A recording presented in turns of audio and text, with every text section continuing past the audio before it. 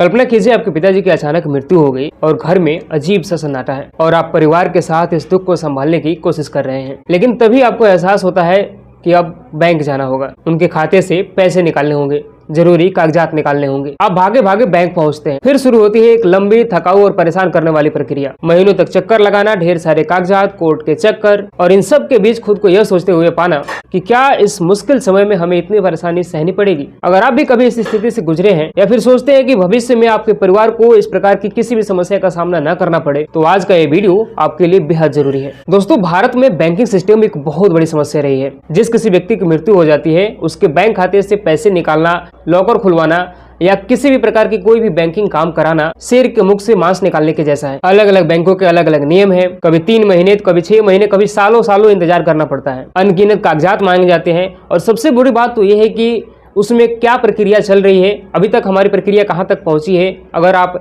Claim के लिए apply भी कर देते हो तो उसके बाद भी आपको ये पता नहीं चल पाती है कि कब तक आपके पैसे मिलेंगे, क्योंकि उसको ट्रैक करने का कोई ऑनलाइन जरिया या कोई भी दूसरा उपाय नहीं है। लेकिन सबसे बड़ी खुशखबरी ये है कि अब ये सब कुछ बदलने वाला है। जी हाँ, भारतीय रिजर्व बैंक ने अगस्त 2025 में एक क्रांतिकारी फैसला लिया है। आरबीआई ने settlement of claims in respect of deceased persons of banks direction 2025 नाम से एक गाइडलाइन जारी की है। यह केवल एक नियम नहीं है दोस्तों, यह उन करोड़ों परिवारों के लिए राहत की सांस है जो इस तरह की समस्याओं का सामना कर चुके हैं या भविष्य में कर सकते हैं। 1 जनवरी 2026 से यह नियम पूरे भारत में लागू हो जाएगा और ये नियम सभी बैंकों पर समान रूप से लागू होगा और इसके साथ ही बैंकिंग इतिहास का एक नया अध्याय भी शुरू होगा। आइए जानते हैं कि क्या क्या बदलाव हुए हैं इस आरबीआई के गाइडलाइंस में। जो सबसे पहला बदलाव हुआ है वो है टाइम लिमिट। पहले क्या होता था कि अगर किसी व्यक्ति की मृत्यु हो गई और उसके परिवारजन यदि बैंक से पैसा निकालना चाहते हैं तो उसमें कोई खास टाइम लिमिट नहीं था। कभी 3 महीने, कभी 6 महीने, कभी 9 महीने, कभी सालों साल लग जाते थे, फिर भी पैसे नहीं निकल पाते थे।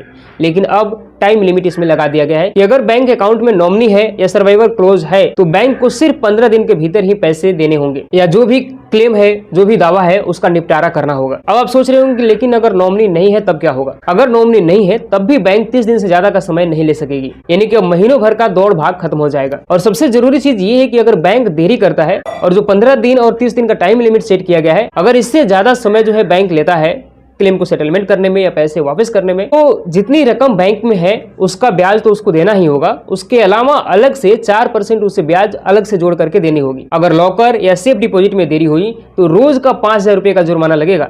मतलब कि अगर आपका एक पिताजी की मृत्यु हो गई है और उनका कोई लॉकर है और आपने जो है क्लेम कर दिया है उस लॉकर के लिए और 15 दिन और 30 दिन का जो टाइम दिया गया है उससे अगर ज्यादा हो जाता है तो उसके बाद हर एक दिन का 5,000 रुपये जुर्माना जो है बैंक को देनी होगी। ये शक्ति बैंकों पर दबाव डालेगी ताकि किसी भी आम आदमी को परेशान न होनी पड़े। दूसरा बदलाव जो इसमें हुआ है, सबसे बड़ी बदलाव की गई है, वो है पेपर वर्क आसान किया गया है। पहले बहुत सारे कागजात लगते थे, जाकर के बैंक वाले अगर किसी की मृत्यु हो गई और पैसे क्लेम करने के लिए आ गया तो उसको तमाम तरह की जो है कागजात उसको बनवा के लानी पड़ती थी। उसको कोर्ट कचहरी के चक्कर लगाने पड़ते थे, यहाँ जाओ वहाँ जाओ, ये कागज लेके आओ, वो कागज लेके आओ, तब जाकर के उसकी जो है क्लेम का जो फाइल है वो जो बैंक वाले लेते थे। उसके बाद जो है कितनी टाइम लगेगी उसकी कोई लिमिट नहीं होती थी, लेकिन टाइम लिमिट तो आपको बता ही दिया गया है। अब जो है पेपर वर्क भी आसान कर दिया गया है। अगर नॉमिनी है तो सिर्फ आपको ये 3 डॉक्यूमेंट्स लेके जानी होगी: क्लेम का फॉर्म, मृत्यु प्रमाण पत्र, नॉमिनी का आईडी या फिर एड्रेस प्रूफ।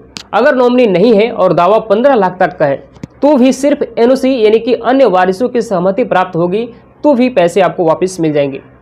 मतलब कि आपको कोर्ट से प्रमाण पत्र की जरूरत नहीं है, आपको सिर्फ एनओसी बनवा देनी है। एनओसी क्या होती है? मान लीजिए अगर जिस व्यक्ति की मृत्यु हुई है उसके अगर 4 बच्चे हैं और किसी एक बच्चे को उस बैंक की उनके अकाउंट का जो पैसा है ट्रांसफर करना है उसके अकाउंट में, तो बाकी के 3 बच्चे ये जो है लिख करके दे देंगे कि हमें इससे कोई जो है आपत्ति नहीं है अगर ये पैसे मेरे बड़े भाई के या मेरे छोटे भाई के अकाउंट में जाता है तो ये होता है एनओसी। सिर्फ आपको ये कागजात देने होंगे अगर 15 लाख तक का अमाउंट है तो। लेकिन अगर राशि 15 लाख से अधिक है तब आपको उत्तराधिकार प्रमाण पत्र, प्रोबेट ऑफ विल या डिक्री जैसी दस्तावेज जरूरी होंगे। यानी अब छोटे मोटे क्लेम के लिए परिवारों को अदालत के चक्कर नहीं लगाने होंगे। तीसरा जो इसमें बदलाव हुआ है वो है पारदर्शिता और डिजिटल ट्रैकिंग का। अब बैंक जो है हर क्लेम पर एक यूनिक नंबर देगा जिससे परिवार ऑनलाइन ट्रैक कर सकेगा कि उनका क्लेम कहां तक पहुंचा है। बैंक को आपके वेबसाइट और शाखाओं पर पूरी जानकारी सार्वजनिक करनी होगी।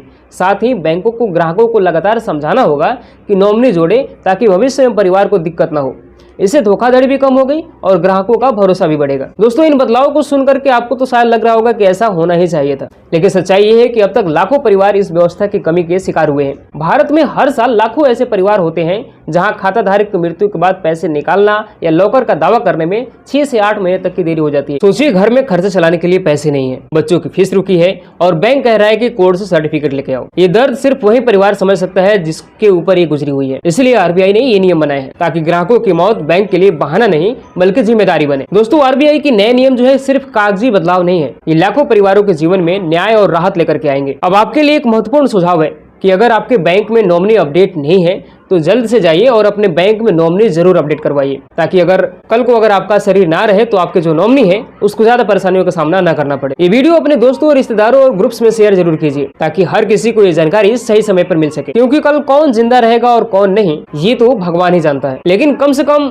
हम इतना तो कर ही सकते हैं कि अपने परिवार को इस बैंकिंग झंझटों से बचा सके। दोस्तों, अगर ये वीडियो आपको पसंद आई हो और इन्फॉर्मेशन अच्छी लगी हो तो इस वीडियो को लाइक करना और चैनल को सब्सक्राइब करना बिल्कुल भी मत भूलिएगा। अगर आपका कोई सवाल हो तो कमेंट बॉक्स में जरूर पूछिएगा। जल्द ही मिलते हैं एक और नई वीडियो के साथ में, तब तक के लिए जय हिंद, जय भारत, धन्यवाद।